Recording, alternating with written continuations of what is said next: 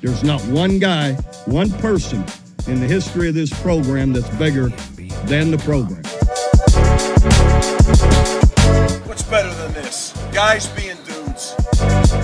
Ooh, what's up and welcome into episode number 28 of the Program Guys podcast. My name is Mason Prince.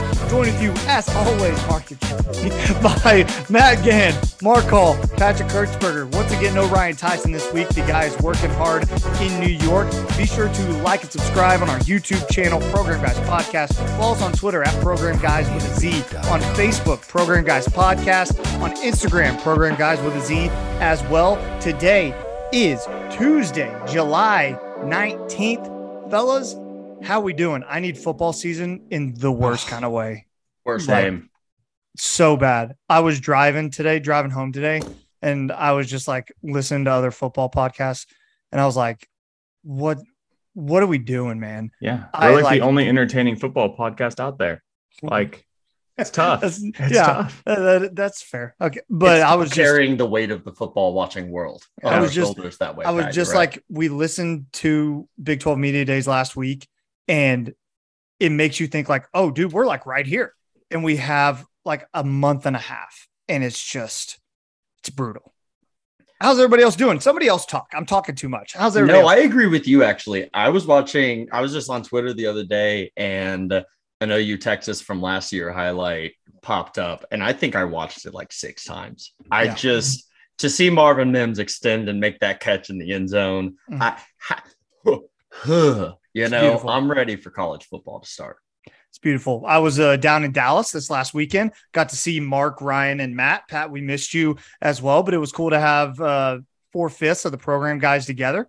It was a lot of fun. Also saw fill in Scuba Duba, Ryan Heil. He was there. Pat, how was your weekend? It was your birthday weekend. Shout out to Patrick. Happy birthday, 28 years old. Didn't do too much on my birthday, but definitely feel old. And I don't feel too much different, though, besides that. So it's kind of 28th is a weird one. Yeah, it's a weird one. I mean, I turned 30 this year, so I wouldn't. It's a big one. Yeah. Pat, I don't want to put you on the spot, but I did send you $10. Can you tell me what you did with that $10 for your birthday? Hopefully it's only one answer. Aperol spritz on the beach. There you go. Aperol such a California answer, baby. I love it. Absolutely. What do you mean only one answer and then it's Aperol spritz on the beach? Oh, Patrick, he's amazing. All right, boys, let's get into some news real quick. You know, like last week, we're in the dog days of summer right now, but we still got a lot to talk about. I feel like we got kind of a jam-packed show this week, so let's get started. First thing I want to start off with is Deshaun Watson. And Deshaun Watson still doesn't have his punishment handed yet down from the NFL, but it was announced today that Deshaun Watson and his lawyers are looking to sue the NFL if he is in fact suspended for a full season. Ian Rappaport from the NFL Network reporting today that we could get a decision from the judge, Sue Robinson, by the end of the week. I feel like we've gotten 4 separate reports about when punishments are going to be handed down, but what do you guys make of the fact that there's a neutral arbitrator who's going to hand out punishment, and Deshaun Watson is now saying, whatever this neutral party says, if it's a full year, I'm going to refute that and go to court? I think that it tests kind of the legality of the CBA as it's currently been bargained, right? These things are usually just party and party. But in this case, he would almost seem to be attacking the entire process by which he would be suspended for a full year, saying, hey, without evidence, without guilt, whatever you want to say, they have decided that I cannot play, I cannot participate in my employment.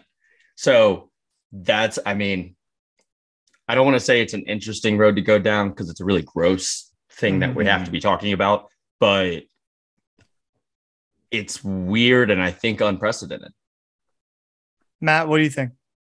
Yeah, from what I can think of recently, I just come back to the Falcons with Calvin Ridley obviously getting suspended for a year for gambling. And again, I have never read the CBA rules, so I don't know how it applies to Deshaun Watson. Obviously, in the rules, you can't gamble, so you get a whole year. So I just, like Mark said, super unprecedented. How did they handle it?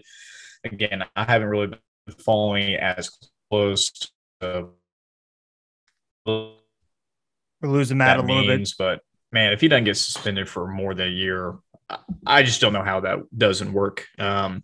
It's gross. I hate talking about it. I hope they just come out with it. Again, the Browns set up his contract in a way where they're giving him $1 million this year. They already know he's going to be suspended. The whole thing is a dumpster fire. I just want to see what the punishment is so we can talk a little bit more about it, but that's hard to say now when it's so up in the air. Pat, I want to get your thoughts because it is a Texans sort of thing, but also it came out that the Texans settled the claims related to Deshaun Watson. You're a Texans fan. What do you think when you hear that? As a Texans fan, it provided me clarity, and I was pretty happy with the statements that they provided as well. Like I've been saying, they could have provided statements this entire time, but I guess they felt it was the right time now to make the statements. But I'll go ahead and read them off. They said, "We were deeply shocked and saddened when we first learned about the allegations." And they also mentioned that they had no knowledge of Deshaun Watson's alleged misconduct, and that we hope today's resolution, so they settled. They hope today's resolution will provide some form of closure to the parties involved, our fans, and the Houston community at large. As an organization, we will now turn our focus on the future and doing what we can to ensure respect for all. Happy with that statement. Again, they could have provided it months ago. Don't know why they didn't, but I guess as a fan, I'm happy that they finally came to some kind of resolution and are able to move on. And I don't want Deshaun Watson to play next year either. So hopefully Sue Robinson does what is right, even if it's ethically right, because I feel like this is the most ethical thing to do is to suspend him. I completely agree. Anybody else before we move on? I just think it has to be indefinite. And I don't know. Yeah. I think the reason why Judge Robinson has taken this long to decide on a punishment is because of the legal threats coming from Watson's camp. I think that they know this is going to be challenged. So she's very deliberately coming up with something. I don't have anything past that. I just think based on what we know and what we might not know, the only just punishment is an indefinite one. I saw a article, we'll move on after this, from Pro Football Talk that stated that in the history of NFL and neutral arbitrators with a player who's going to be punished, when they do take it to court, players usually fail in getting the court to be on their side because both sides agreed to that arbitrator to decide a punishment. So when both sides say, this is the person that's going to decide, and then the losing side says, well, that's not right, the courts usually aren't in favor of switching that around and going backtrack and changing punishments that were already decided by both parties. So who knows? We'll see what happens. Hopefully by the end of the week, we'll have clarity on the Deshaun Watson situation. We'll move on to some NCAA football news. We got some championship odds released, and I'm trying to pull them up right now. Who has the best odds? I'm going to guess Alabama. Is that who we got? Has to be Bama, right? Yeah. Yep. I mean, I'm scrolling down. These are updated odds. These are updated odds? Okay. Yep. So Alabama, best odds, plus 190. They were plus 200. So this is according to 247 Sports. So no movement. Yeah. That's nothing. Ohio State, second, plus 350. We got Georgia, plus 350. We got Clemson, plus 1,200. A&M, plus 2,000. USC, plus 2,000. Wow. Mm-hmm. That's crazy to me. Oklahoma, plus 3,500. We'll go ahead and we'll stop there. Anything surprise you there? I feel like until Nick Saban retires, they have to be the favorite every single year. Ohio State has some freaking weapons this year, and I think Ohio State has a very good shot at winning a national title this year. I think they're a mortal lock for the playoff, but they're low key my national champion pick early on, or way too early national champion pick. Anybody else from this list surprise you or anything? I think the USC thing is hot garbage, but the USC thing is, I mean, I'm sure it's getting bet, right? So it is what it is. I think that the number is a little inflated too, but that's okay. Ohio State, good call. I'm seeing it at my own, let's just call it a website. Yeah. Yeah, let's call it that. Which isn't a lie. I've got it's not a lie. I've got them at plus 400 on here. I've got OU at plus 3,800 on here. I've got USC at plus 2,500. So slight differences, but yeah, Ohio State, I think, is a good call. How is defending champion Georgia? I guess they lost a lot of guys on the defensive line, but you know what they had is a lot more guys on the defensive line. Yeah, I know. So I don't know. I think you could sprinkle some on Georgia, some on Ohio State. Bama, there's no money in it. So why would you really? And obviously, if OU wins the Big 12, we think they'll be in the playoffs. So at plus 3,800, we've never seen what this is going to look like on the field. So if you really love OU and you like those odds and have a place to put it, that's a fun way to use your money. Someone else can jump in after this, but I don't know what Clemson is going to look like. I have zero clue. I mean, I assume that they're going to win the ACC. I mean, I feel like you have to, because there's no one else in that conference that's going to be worth a darn. Maybe Miami, but who knows what they're going to be. But Clemson sticks out to me on that list just because I feel like they're super high and I don't know anything about them. Because DJ Uiagalelei was a hot dumpster fire last year. Might not be the quarterback this year. Yeah. So what are they going to be? That's just my question. Somebody else can jump in now. Well, they lost both their OC and their DC because Brent came here and Tony Elliott's the coach at Virginia. Is that right? Yeah, Virginia, because Elko went to Duke. Yeah. Sorry, that's all I had. Clemson unknowns. My only comment was going to be on Clemson too. I mean, they are the one team on this list that got worse odds throughout the offseason, and I think they deserve that. Definitely. I mean, that's a fair point. USC's, I mean, that's a garbage take, but I understand why they're doing it. I feel like they have to. I feel like they're going to make a ton of money off that USC bet. I just really feel like they will. Matt, anything? Yeah, I don't think anything really surprises me. It's the Blue Bloods, who are always competing for the playoffs, the SEC championship, all that. And like Mark has always talked about betting, people are going to put money on there because they're big college programs, right? We're talking USC, we're talking Notre Dame, all these A&M, all these big level college teams. I guess it didn't really surprise me. USC and Clemson are a little bit higher up because they're like the only teams in their conference. So there's probably not a lot of teams that can challenge them. Even with Clemson not being that great, taking a huge step back. Obviously, they went from Trevor Lawrence to DJ, and you saw a sizable difference. They lost a lot of OCs, a lot of their defensive coordinator, obviously, with DV coming here.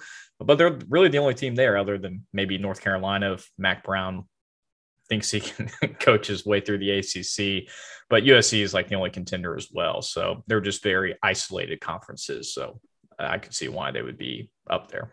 I bet Utah does better than USC this year. I think Utah they had a pretty good last year. Yeah. I've got them at plus 4,000 on mine. And if you think they can win the Pac-12, then why not? I'm sorry to put the Rose Bowl last year. Yeah. I don't mean to put you on the spot here, Mark, but do you have odds in front of you of what their Pac-12 odds are? No, I don't. I've been looking for division odds forever, and my website doesn't have divisions, just the championship. No worries. Also has week 1 odds, which is a little bit of fun to look at this early. But that is a lot of fun. Yeah. Also, guys, I got to confirm with my fiance we are going to the first week of OU football. We are going to be there for the UTEP game. It's going to be a lot of fun. Can't wait. It's going to be her first OU game. How about that? For Katie Beth. First OU game. Gonna have to buy her some OU gear while you're up there. The best day of her life. I know. It's going to be amazing. It's going to be awesome. We're going to get to sit with Ryan. It's going to be lit. It's going to be a great time. Let's move on to some OU football, guys. We had Big 12 Media Days last week. We'll recap that in just a second. But first, I wanted to get to the recruiting rankings real quick because they reclassified today. And according to the 247 composite rankings, Oklahoma and Brent Venables, first year as head coach, hasn't coached a game yet. Hasn't even been on the field as a head coach. He didn't even have a winter signing period.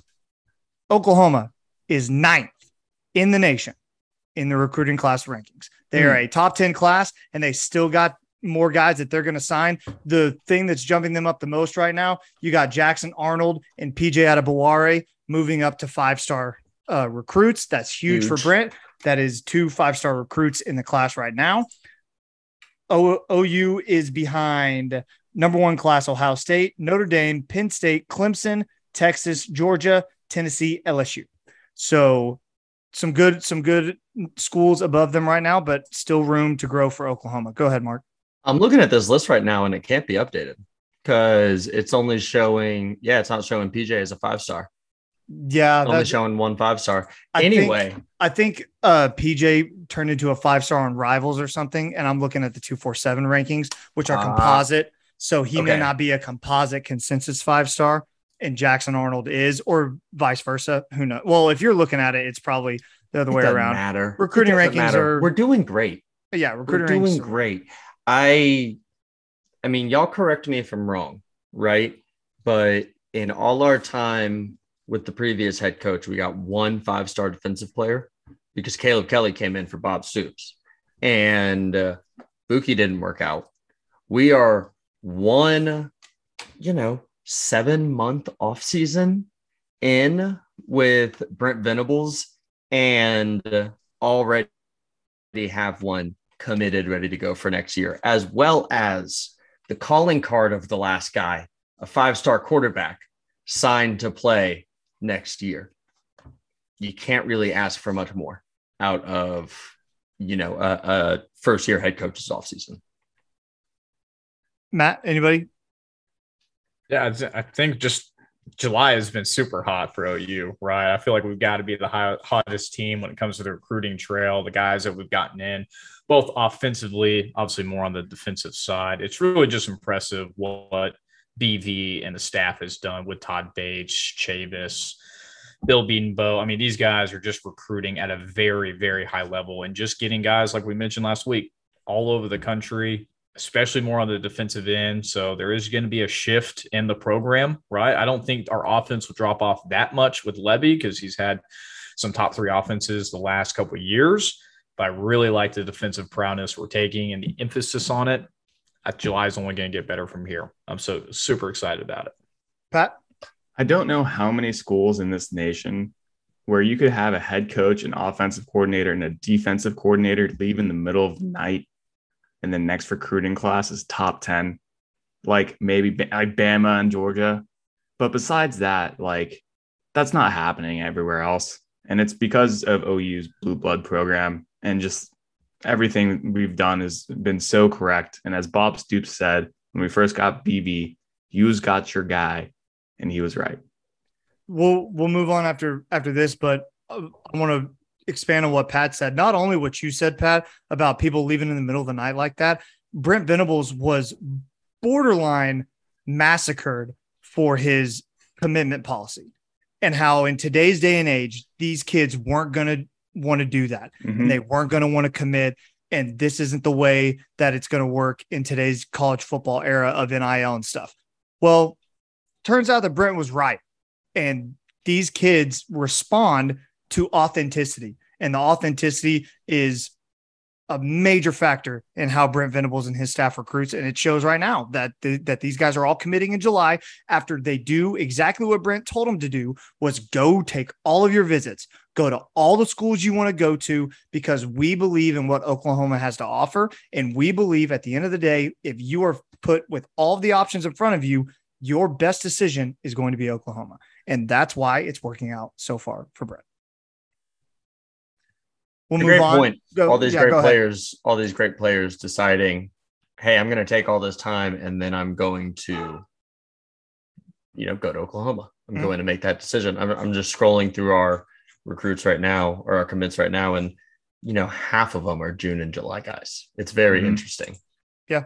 It's fun to see. And keep in mind, folks, according to all the experts, OU's not done in the month of July. We still got 2 weeks left, and I think there might be a couple more guys that show up. Let's recap a little Big 12 Media Days, guys. What do you say? Last week was a lot of fun. Got to hear from Ethan Downs, Dylan Gabriel, Marvin Mims, and Woody Washington, as well as Brent Venables. I want to start off with some Marvin Mims news, and he had some interesting things to say about why he stayed at Oklahoma. He was very much rumored to transfer once the season ended because of the whole Lincoln Riley drama, and didn't really feel like he was getting the attention he deserved on the offensive side of the ball. Well, he confirmed that during Big 12 Media Days, saying in talking about why he stayed at Oklahoma. And this is why, quote, Levy didn't have to really talk much to me to get me to stay, especially with the offense he runs.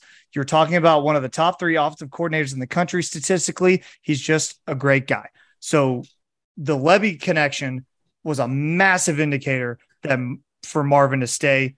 And that means a lot to me because that shows once again that Brent made the right hire. He is hiring guys that these kids can respond to and they can trust, because Marvin didn't really have any trust in the previous staff. And I think that's pretty well documented from what we see. You can really tell.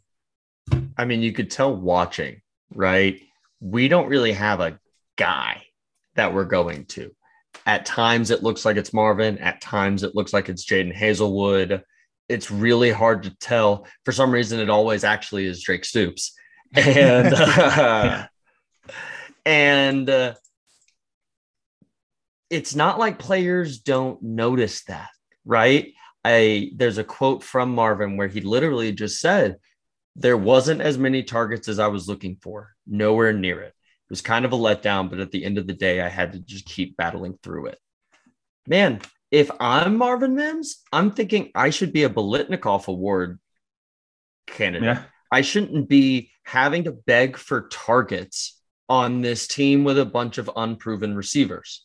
I am proven. I should be built around. And I think you're going to see something a little bit different from Levy's offense, which has produced first rounders in recent years. They're going to feature Marvin in a new kind of way, I think. On the point where you were talking about like having a guy all last year, we didn't really know who the guy was. And then, yeah, it was Drake kind of most of the time. In the article as well, if you look back at Levy's offense at UCF, they had 3 guys with like over 70 receptions. So going into this year, Mims knows even if he's maybe not number 1, he's a close second. And if he's not a close second, he's a close third. And so he's got confidence that, with this offense, he's going to be catching a lot of balls. Matt? Yeah, Mims he has to be the guy. He only had like a little over 30 catches last year, and that's just not enough. Not for a guy with his talent, his hands. Guys, we can just go back to the OU Texas game, that incredible sideline catch. That's all you need to know. He is the clear number 1 guy. I think Levy will definitely emphasize that on the offensive end. Hopefully DG can get him the ball in different ways, but he's got to have more than 30 catches. I can't believe when I read that was the case for all last year. That is just ridiculous. So hopefully we can be more the clear-cut guy going forward. Look, man, I think it has a lot to do with, and I don't want to harp on Caleb or give him a ton of crap, but he was a true freshman quarterback, and it's well documented. He didn't really know how to read some zone defenses. And when you're a quarterback that young, you make the safe throws. And let's be real, Marvin, they send him downfield. He wasn't a safe throw most of the time. He's a guy who's an electric guy. We saw it at the OU Texas game with that throw down the middle of the field by Caleb. Still going to be one of the greatest plays of my lifetime. I'll remember it forever. But that's the kind of guy that Marvin is. And I think in this new Levy system, we're going to see a lot more of that. And I think with an experienced quarterback like DG, we're going to see a lot more shots taken at Marvin, because that's what this offense has traditionally been. You look at guys like D.D. Westbrook, you look at C.D. Lamb, you look at Hollywood Brown, that this team, this offense is built around guys who can make splash plays like that. And Levy has preached that before. He said it in press conferences that they want to be a big play offense. And I think Marvin's going to be a big part of that. We'll move on now to some Marvin again, talking about the difference between Brent Venables and Lincoln Riley practices. He had a quote that we thought was interesting. Quote, "We only have so much meeting time that dang it, Mark's cursor was right over the quote. I couldn't read it. Dude. It's not your fault. Don't worry about it. It's funny. We only have so much meeting time that we can work with the coaches. So Dylan's calling people up to his house, doing all types of stuff. We had a little retreat with the offense. We were going over the plays. Dylan knows it like the back of his hand. He's run the offense for 2 years. He knows exactly what he's doing, and he's comfortable with it. So that goes back to what we heard about Dylan basically being a coach on the field and another offensive coordinator. And Josh mentioned that last week in our interview, and Dylan and Brent and Marvin again mentioned it at Big 12 Media Days. Thought that was interesting. Anybody else read that article, find anything interesting from that? Yeah, I took away from a completely different article or a different quote, sorry, where Marvin said there's one specific difference that, stuck out to him. And he goes, quote, definitely physicality. The things we do in practice are way more physical than usual. That's probably the biggest adjustment to me. Just the way that we practice, running on and off the field, everything that we do has to be elite. He's not going to settle for anything less, unquote. When you hear about the way OU alumni would come back and see the YMCA vibes in the weight rooms where guys are just, lifting as they want, whatever, no big deal. And you compare that to what Marvin is saying here, I feel like a broken record. We're talking about it every single week, but we're going to be seeing differently developed dudes out of this regime than what we're used to, I think. Listen, I appreciate you bringing up the interview. If you guys hasn't listened to Mark and Mason's interview with Josh Calloway last week, great insight. Obviously, it was right before Big 12 Media Day, but pretty much everything you guys talked about was hit on during it. And I just keep coming back to what you guys talked about, that this staff has so much confidence in DG that they invited him to Big 12 Media Day, where we haven't had a quarterback since Baker Mayfield go down there. And I think that just shows the faith, his leadership, what he's capable of to lead this team. And it really showed during Big 12 Media Day. He's just so well-spoken. He's just so mature. And, he's just been there before. So I'm really excited to see this team rally around him and all the hype around him. I just hope he can deliver. Patrick? No, I think we covered it. Perfect. Love to see it. Love leaving Pat speechless. That's one of my favorite things. Before we move on to some other recruit news, I want to go ahead and mention that Dillon Gabriel, the Dime Time Retreat 2.0, took the offensive lineman out this past weekend, did a little lake trip, looked like they had some lunches, some dinners. Those guys having fun rapping on a bus. That was a really cool video. I thought that was really funny. And again, not only did he just do this with the receivers, he's doing it with the offensive linemen. And you see how these guys respond to Dillon and how much he's ingratiated himself with this team in such a short amount of time. I think it just shows once again that Brent and Jeff and even the defensive staff are bringing in the right people at the right time. And that means so much for a young program. Relatively young in the Brent Venables era. Like OU's not a young program, but they're a young program in the sense that Brent Venables, first year head coach, yada, yada, yada. I thought it was extremely, extremely cool that not only one retreat, but two. That was a lot of fun to see. I think it also speaks to, you said something about they're bringing in the right kind of guys, the right kind of people. And Brent said something at Media Day that 40% or so of the guys on the roster were not at OU last year, whether they're freshmen or transfers, whatever it is. And I think that's intentional. They let guys leave if they wanted to leave, and they made sure that the people they brought in were not only talented, but were mature, were the kind of guys who are going to take to hard coaching and hard work. And we'll see, right? I mean, it's all theoretical right now, but it certainly seems that way when you hear some of these guys speak. I haven't felt like our team has loved a quarterback, truly loved that we've seen in a visible light in the media since Baker, maybe even. I know we loved Kyler, I know we loved Jalen, but the team, it just, there's this brotherhood that DG is creating to protect himself and not get sacked. And I'm loving it. And just overall, I think he's so good for the team and creating such a good atmosphere for everyone. I'm really excited to see how this plays off in the season, and if we continue to see this in the season as well. Matt, anything? All good. You guys covered it. All good. Love to hear it. Some potential Under Armour Future 50 news. Under Armour had that camp. What is that? It was the camp that they had. It's like a Rivals 150 or like All-American sort of stuff. It's an invitational camp, and they go out. And it's a showcase, stuff like kind of like the Elite 11 for quarterbacks. This is like all sort of positions. And you saw Caden Green, Lewis Carter there. Lewis Carter actually committed at that camp. So that was beautiful. That was beautiful to see. Caden Green, I saw some videos straight up dominating some people. He was stoning some people. I'll get to it in a second. Yeah, you go ahead. Take it away now. No, I just saw a couple of videos of future target David Stone, 2024 Sooner target, who's a defensive lineman. And Caden Green, they were going one-on-one, and he was stoning him. I really like what I see from Caden Green. I know we talked about it. He was lining up at the guard position.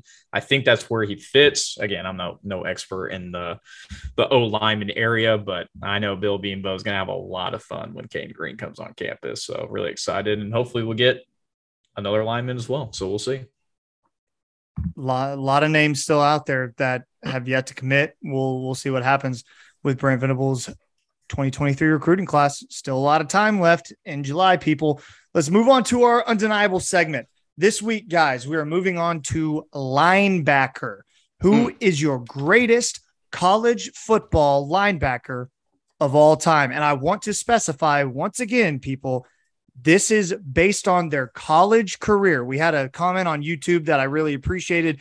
They were talking about who was the greatest running back of all time that we did last week, or a couple weeks ago, can't even remember anymore. But they talked about how my pick for Reggie Bush wasn't good because he didn't have a pro career, and the Barry Sanders pick was better because he was the best professional running back of all time.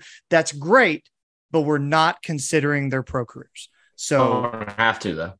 Do what? Barry Sanders have one good season. My goodness, get out of here, Mark. So we're only focusing on their college careers. So who wants to start? Linebacker.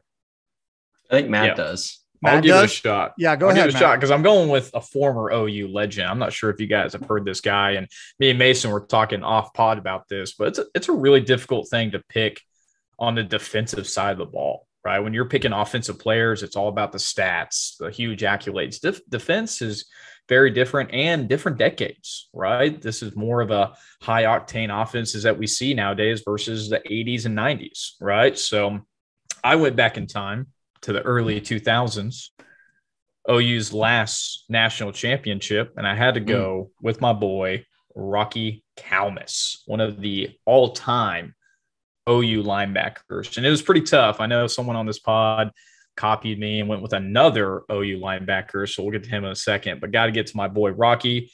3-time first all-team Big 12 selection, 2-time All-American, and he was one that really led OU to that national championship where they blanked Florida State in the Orange Bowl in 2000. So won the Buckus and Lambert Awards his senior year in 2001 as the nation's top linebacker. But again, forever will be known for leading that Sooner defense in 2000. Again, our last time that we won a national championship. Again, it was predicated on defense. That's why I love so much of what BV is doing. Rocky Calmus, all-time great. He fits all the criteria that Mason's looking for. He's got the accolades. He's got the national championship. He's got the longevity. Now, I saw some of his stats. The biggest stat that stood out to me, he is OU's leader in tackle for losses. That's pretty nasty. That's my boy, Rocky Calmus. You missed out on one key fact about Rocky that has to be mentioned. Go ahead. He is the pride of Jinx America. A state champion, Jinx. Love it. I totally saw that too. Mark. That was on my list. I totally forgot to mention it. Man, if we're not including college or pro, no, it's then we're high school. certainly not including his Jinx accolades. We have to. We have to. Both sides of the ball. He was a monster, a menace to society on Coach Trimble's early or late 90s teams. He was a menace. All right. We'll go. Yeah, I want to go next because I got the guy who took over for Rocky Calmus, okay? And the Sooners didn't lose a step in their pep, all right? And that's why he's my undeniable best linebacker ever, and his name is Teddy Lehman, okay? He played in that 2000 BCS National Championship as well. And he was also a huge reason why they went back to the national championship in 2003. He's two-time first-team All-Big 12, unanimous All-American in 2003, consensus All-American in 2002, Big 12 Defensive Player of the Year 2003, Dick Butkus Award, Chuck something award, Bednair. And the second, yeah, I know. You're all good. And then the second round draft pick for the Lions. And the dude had an incredible career at OU. And that's why he's my undeniable. That's a great pick. Mark, do you want me to go or do you want to finish it off? You know what? I'll just go. Let's make this an OU trio because for some reason, Matt and Patrick decided to play the fan service card with OU linebackers and didn't pick the best one. Obviously, my pick is Brian Bosworth. He was a 3-time Big 8, first team all selection, 84 as a freshman, 85 as a sophomore, 86 as a junior. He was a two-time Butkus Award winner, 85 and 86, a two-time All-American, 85, 86, and he led the Sooners to the national championship in 85. He simply said dominated football when he was at the college level. Obviously, his body broke down later. There were probably some performance enhanced reasons for that, but the guy flat out broke running backs when he played football. Sometimes you don't really need the stats. Sometimes what you need is, what do you think of when you think of college football linebackers? If it's not the Boz's haircut, if it's not him in that freaking neck roll, I don't know what college football you've been watching. Additionally, there's leaving a legacy, right? Obviously, the Boz was controversial, yeah? But he understood the value that he brought to the field and to the school and to media and tried to monetize that value, tried to get around monetizing that value in a way that set a standard for guys that we're seeing carried out now. This is the weakest addition to my argument, but I think it's cool. It carries weight for us, that's for sure. And left a legacy for the guys moving forward. Everyone knows the Boz. That's why the Boz is my undeniable best college linebacker of all time. There it is. Good job, all right. Mark. Well, Every time, Matt. I'm gonna wrap us up. I really like all three of those picks for obvious reasons, but I gotta go outside the program, and I am going with the one other program that might have more accolades and big name power than OU, and that's Alabama. Go back in time with me a little bit.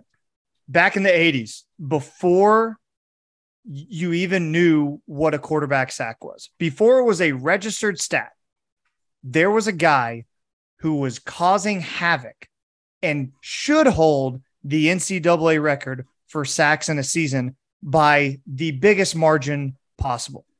And that's Derrick Thomas. Derrick Thomas played for the Alabama Crimson Tide in the 80s. As a senior, the 6'4", 230-pound Thomas made 39 tackles for loss, 27 were sacks. 27 sacks in a season and 44 quarterback hurries. In his career, 204 tackles, 68 of them for loss, 52 total sacks in his career. He was no Alabama player has come within 12 of Thomas's mark of 39 tackles for loss in a season.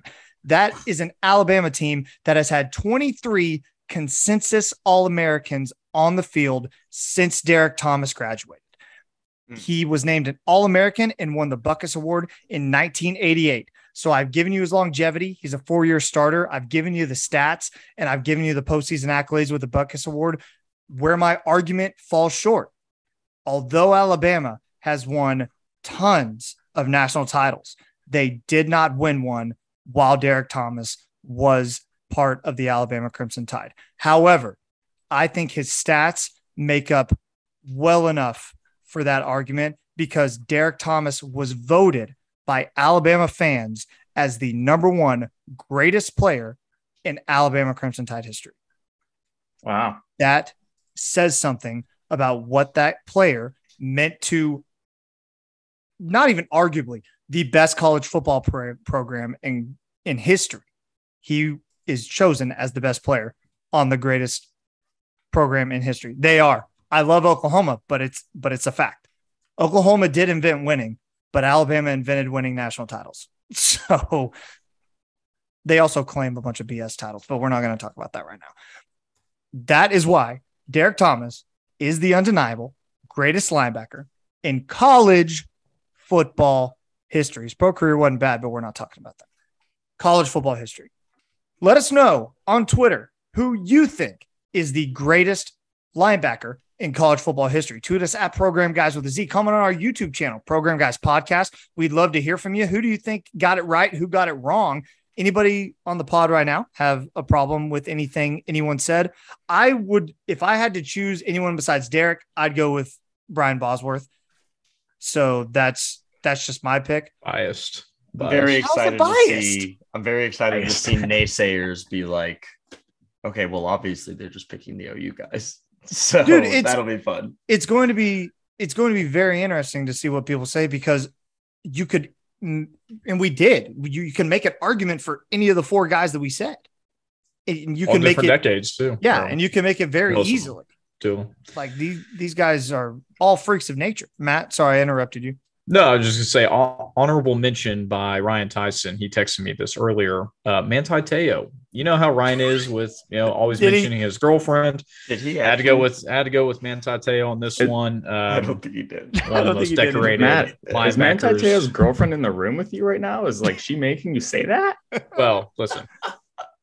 One of the biggest scandals in history, but one of the best linebackers, Ryan Tyson. I don't know why he has that connection, but Ryan does like talking about his girlfriend all the time. So. Good Lord. Okay. I'm so excited for him to listen to this. Yeah, he's not going to be happy, but that's fine. No. Let's let Matt keep talking. He's on a roll right now. Let's go ahead and circle the WaGanns. It's back after a little hiatus, but we got some important things to talk about, Matt. Go ahead. Yeah, the biggest news, and I'm glad to be back. It's been a while since we have circled them WaGanns, but huge news coming from some other programs. The MLB Draft was last night, and some Sooners got picked, and I was a little bit surprised. I know I was talking to our baseball insider, Ryan Heil, about it, and I think he was a little taken back by it too, but it's only good things, right? Number 7 pick overall to the Chicago Cubs, Cade Horton.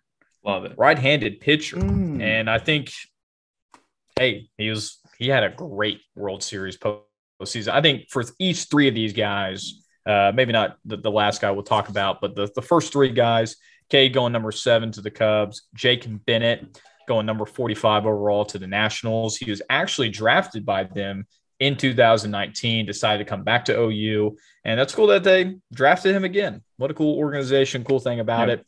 And then Peyton Graham going 51st overall to the Tigers, obviously shortly after Jake Bennett, and then Jimmy Crooks going 127th to the Cardinals. And I think it really just had to do with that tremendous postseason run from the Big 12 tournament all the way up to the finals of the World Series. You saw these guys shine. Obviously, they came a little bit short in the finals, except for Cade, who was just absolutely dealing, but he pretty much dealed his way into the first round, which, talking with Heil, thinking maybe late first round, second round, but going 7th overall, that is a huge step. And obviously the scouts are seeing something. So congrats to those guys. There's not a shot they are coming back. They have to take those deals and move on. So obviously 0% shot that Cade's coming back.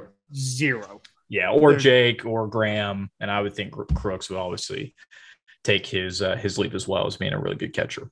So super happy for those guys as well. Other big news, transfer news for the OU women's softball team. Rich get richer.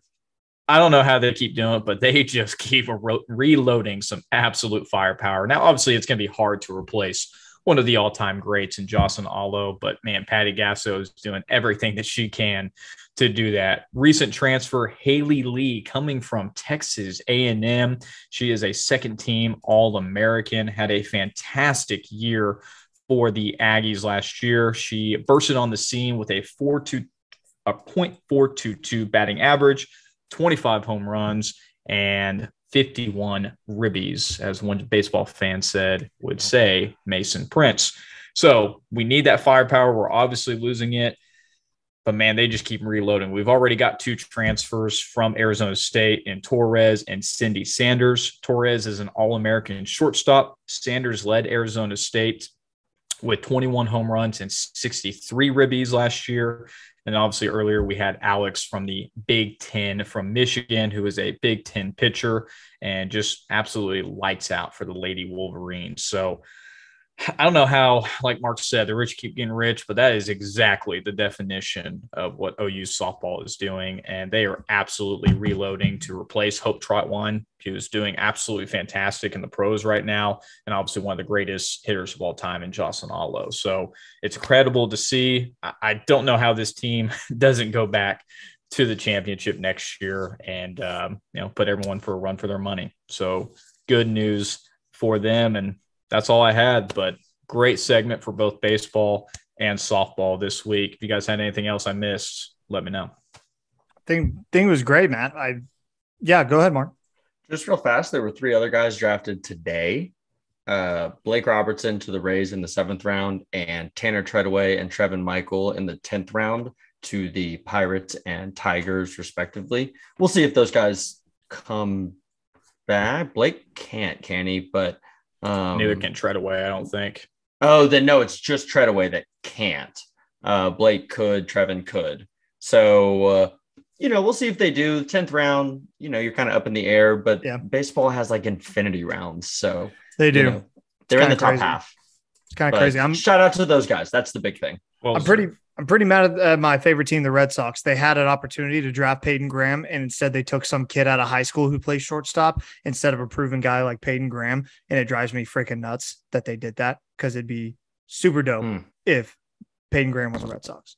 Especially looking at like how kind of wiry Peyton is. You could see him put on weight and add some strength, and man, who knows what you have then. Yeah, who knows?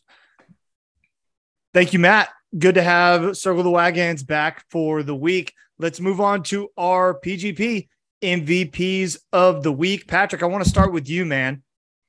Sure. Yeah, I'll go first. Have you guys heard of this? Mine's the Latitude 35 racing team. I have not. I'm interested to hear. I can't wait to hear about it. I've been following them for about a month ago. So 27 days ago, 4 women started rowing from San Francisco to Hawaii. Rowing in a boat, like a very modified canoe, and have just been, surviving for 27 days out in the ocean. They do 2 hours on, 2 hours off. And the 2 hours that they're off, they're like sleeping, doing work, doing technical stuff or whatever. And then the 2 hours that they're on, they're obviously rowing. But shout out to them. They are on track to beat the world record for women doing this race from San Francisco to Hawaii. So it's really, really cool to track. They should be able to, I think they should be there in a couple of weeks now, but wanted to let you guys know of this so you could follow along as well. Did you say that it was a team of 4? How many's on the team? 4 women, okay. all rowing, then 2 are on, 2 are off. And so, at one point too, they had to like stop rowing and then jump off to clean the underside of their boat because, all like the marine animal life come on the boat, makes them slower. There's a hurricane coming their way. Like they are out there couldn't pay me in the middle of the ocean. Can't see anything. You couldn't pay me. Yeah. They've been jamming Backstreet Boys and rowing to Hawaii. The one thing in life, or I guess the couple things, I don't mess with heights and I don't mess with the ocean, man. Can't do it. Open ocean like that terrifies me. That is not something like deep sea fishing. I have zero interest. No interest. I have no interest in doing that. That stuff scares me, man, because there's stuff in the ocean that we don't even know exists. And there are fish out there that are like way bigger than people. Like, have you ever seen a Goliath grouper? Those things are nuts. Look that up. It's got the name Goliath in it. It's bigger than I want it to be. Look up a Goliath grouper. I saw a video the other day was reeling in like a bluefin tuna, and a Goliath grouper came out of nowhere and ate the dang tuna. You know how big tuna are? It ate it like it was nothing. Crazy. Look up Goliath grouper. Yeah, I did. It's big, man. Yeah. Wow. Look at it next to a person. I know. It's crazy. My word. I'll go next. Yeah. My MVP is Coach Brent Venables. It's a lot of the same stuff that I harp on all the time, so I'll try and be quick. obviously the recruiting is what it is. He is the whole staff is dominating that front. There was also a football ladies clinic of sorts this week that the staff put on through the Venables Foundation, and proceeds go to charity, all that good stuff. And it's all about like teaching, I guess, students, moms, and just women fans of the team, a little bit more about OU football. I think it's such a cool getting involved, ingratiating yourself kind of move. My high school football coach did stuff like this, and parents like it. So I think it's a great thing, and just shows that they're about the holistic approach. They're about the whole program, the whole school, everyone involved. Very cool to see. Brent Venables, his staff, MVPs. They want people to be involved with the program, and they want people to feel like they're involved. It's not lip service. Like this is showing, like they were doing workouts with Schmitty. Like that's so cool. That's just hilarious. I heard they were like watching film and stuff like that. Mm-hmm. That's just cool. That's just cool to see. Love to see it. Matt, go ahead, bud. Yeah, I mean, listen, it's the same old story with Mark. He's always stealing the things that I put down first, but that's okay because it's a great story. We love the rivalry lives on. But I have to go to a completely different sport. Guys, one of the biggest majors happened this week for golf, the Open, at one of the greatest courses of all time in St. Andrews. And I have to give it to the winner, Cameron Smith, the Aussie. Guys, I don't know if you guys watched Sunday, but it was absolutely electric. And Mason, I think you're a big Rory guy. Am I wrong? I am. Big I love Rory. Yeah, I love Rory. This man had to overcome a crowd that was clearly pulling for Rory McIlroy to win. And he's a fan favorite. There's no doubt he is a fan favorite among the group of golfers out there. But to keep down what Rory was doing, man, Rory was one putt away every single time from either tying or taking the lead. He just couldn't make that leap. But Cameron Smith went all through that, and he was ahead of Rory, right? So he could hear everything behind him, obviously everything that's going on. That puts a lot of pressure on you. But, man, the back nine for Cameron Smith started at 10. He did the exact same thing in the Players Tournament where on 10 he made 5 consecutive birdies. He just absolutely got on fire towards the end. He went under 6 on the back nine. There's only 9 holes. That's pretty incredible for him to do and stave off Rory McIlroy for his first ever major championship. Congrats to Cameron Smith. He's my MVP of the week. There's rumors now he may be heading to Live Golf. Some other golf news. Daniel Faraday, who is a big name in golf and been at NBC Sports for as long as I can remember. He is a super popular golf commentator, probably one of the most popular besides Jim Nantz. And he is reportedly going to Live Golf and leaving NBC Sports. So the golf world continues to change. And Cam Smith rumored to maybe go to Live Golf too as well. That'd be a big get for them after a guy just won the British Open. So who knows? We'll see what happens. Money talks. You're absolutely right. The Open, not the British Open. The Open. You're right. The Open. You're right. Yeah, it's unfortunate to see. I'll wrap us up. My MVP of the week is going to be Ryan Tyson. Ryan invited all of us down to go to a little dinner party at his house. He let me stay with him at his house, and I really appreciated that. Got to see Mark, got to see Matt. Ryan cooked for everybody. There was about 20 people over there. Ryan cooked all the food, got some help out from his girlfriend, Meg, and other people brought some other great food as well. Got to see loyal listener Connor Borland, loyal listener Ryan Heil, loyal listener, I think, Ryan Johnson. I don't know. Ryan, does Ryan listen a lot? For sure. Does he? Okay. Give or take, whatever. Shout out to Ryan. Hopefully you're listening. So just Ryan's my MVP, having all of us over there, letting us reunite like that, cooking us some great food, letting us drink some cold brews, play some beer pong. Pat, we missed you, but you had a great birthday weekend as well. So Ryan is my MVP of the week. Anybody else, anything before we get out of here? I get to see Ryan tomorrow night in Chinatown, New York City. I'm excited. Are you going to New York? Where are you guys going? Yeah. Oh, that's cool. Nice. Yeah. We're giving a lot of Patrick's personal identifying information out on this episode. Oh, yeah. Happy birthday, Pat. Yeah. You're 28 now, and you live in California, but you'll be in New York. Flight UA? No, I'm just kidding. Yeah. What time is your flight? What time will you be leaving your home? What's the name of your apartment complex? Okay. Well, all right. I guess we're done. Guess we're gonna get out of here. Wrapped up, baby. Quick episode. I love it. Another great episode. Episode 28 in the books. Be sure to like and subscribe on our YouTube channel. Follow us on Twitter at Program Guys with a Z. On Instagram, Program Guys with a Z. Our Facebook page, Program Guys Podcast. Anything else I'm missing, boys? Spotify, Apple Podcasts, however you get your podcast, that's where you share can find it with us. Your friends. If you like what we're doing, share it with your friends. That's how we grow and how we can continue bringing good content. Folks, we have a goal. I'm going to tell you right now, we have a goal. We want 1,000 subscribers by January 1st. You guys can help us get it done by sharing this podcast with 5 friends. That's all you got to do. Share it with 5 friends and tell them to like and subscribe on our YouTube channel. That's all we need you to do. 5 people times 5 times 5 times 5 shares. Love it, people. That's going to do it for us. We appreciate you listening. As always, Patrick, take us out. Keep pushing it, baby.